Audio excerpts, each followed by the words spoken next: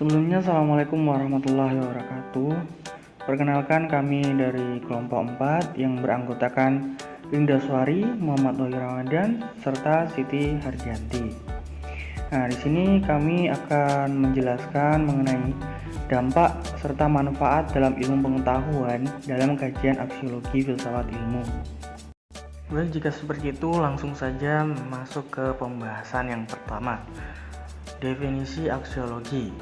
Aksiologi sendiri ialah berasal dari bahasa Yunani, yakni aksios yang berarti nilai serta logos yang berarti ilmu. Menurut KBBI, aksiologi ialah kegunaan ilmu pengetahuan bagi kehidupan manusia, serta kajian mengenai nilai khususnya etika. Nilai digunakan sebagai kata benda abstrak dalam pengertian yang lebih sempit seperti baik, menarik, serta bagus. Nah, beberapa definisi tentang aksiologi menurut para ahli. Pertama, menurut Surya Sumantri, aksiologi ialah teori nilai yang berkaitan dengan kegunaan dari pengetahuan yang diperoleh. Kemudian, menurut Wibisono, aksiologi ialah nilai-nilai sebagai tolak ukur kebenaran, etika, dan moral sebagai dasar normatif penelitian dan penggalian serta penerapan ilmu. Kemudian Scaler mengontraskan aksiologi dengan praksiologi, yaitu suatu teori dasar mengenai tindakan, tetapi lebih sering dikontraskan dengan deontologi, yakni teori mengenai tindakan baik secara moral.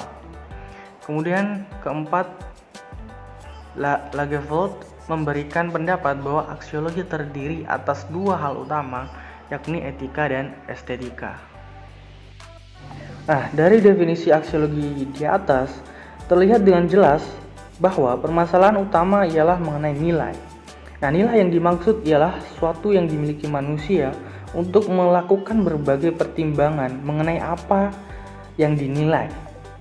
Kemudian teori tentang nilai yang dalam filsafat mengacu pada masalah etika dan estetika.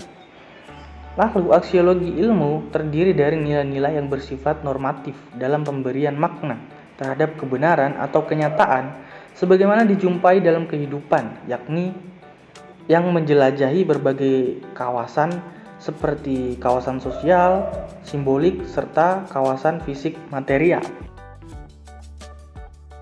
Selanjutnya, konsep nilai dalam aksiologi. Nilai dipahami sebagai pandangan, cita-cita, adat, kebiasaan, dan lain-lain yang menimbulkan tanggapan emosional pada seseorang atau masyarakat tertentu. Dalam filsafat, nilai akan berkaitan dengan logika, etika, dan estetika. Logika akan menjawab tentang persoalan nilai kebenaran, sehingga dengan logika akan diperoleh sebuah keruntutan. Etika akan berbicara mengenai nilai kebenaran, yaitu antara yang pantas dan tidak pantas, antara yang baik dan tidak baik. Adapun estetika akan mengupas tentang nilai keindahan atau kejelekan. Estetika ini biasanya erat berkaitan dengan karya seni. Selanjutnya, landasan aksiologi. Dalam aksiologis dibicarakan tentang kegunaan ilmu pengetahuan bagi kehidupan manusia dan juga nilai-nilai yang harus dilembagakan pada setiap dominannya. Aksiologi pada dasarnya bersifat ide, dan karena itu ia abstrak dan tidak dapat disentuh oleh panca indera. Yang dapat ditangkap dari aspek aksiologis ini adalah materi atau tingkah laku yang mengandung nilai. Karena itu, nilai bukan soal benar atau salah karena ia tidak dapat diuji. Baik, selanjutnya saya akan melanjutkan pembahasan yang keempat, yakni komponen aksiologi.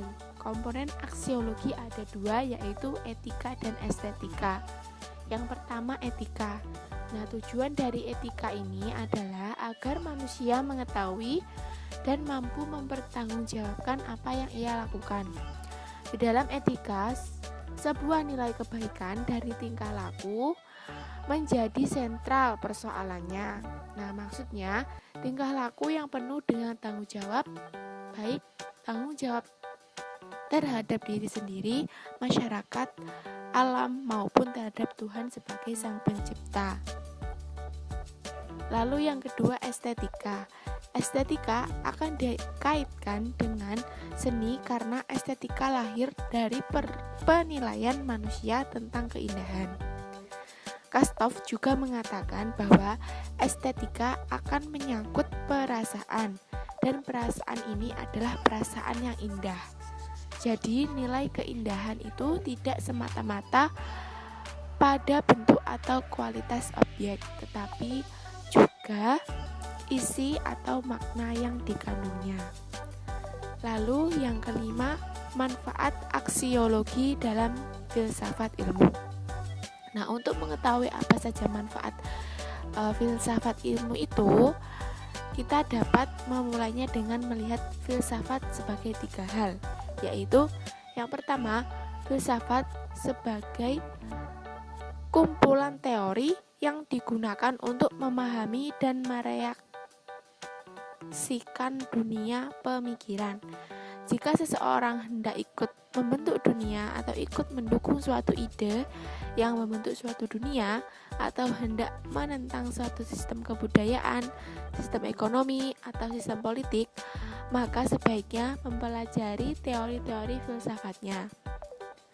Lalu yang kedua, filsafat sebagai pandangan hidup. Dalam hal ini, semua teori ajarannya diterima kebenarannya dan dilaksanakan dalam kehidupan. Filsafat ilmu juga sebagai pandangan hidup yang digunakan sebagai petunjuk dalam menjalani kehidupan. Yang terakhir yaitu filsafat sebagai metodologi dalam memecahkan masalah. Dalam hidup ini kita menghadapi banyak masalah. Sekian penjelasan dari kelompok kami. Bila ada kurang lebihnya, kami mohon maaf. Wassalamualaikum warahmatullahi wabarakatuh.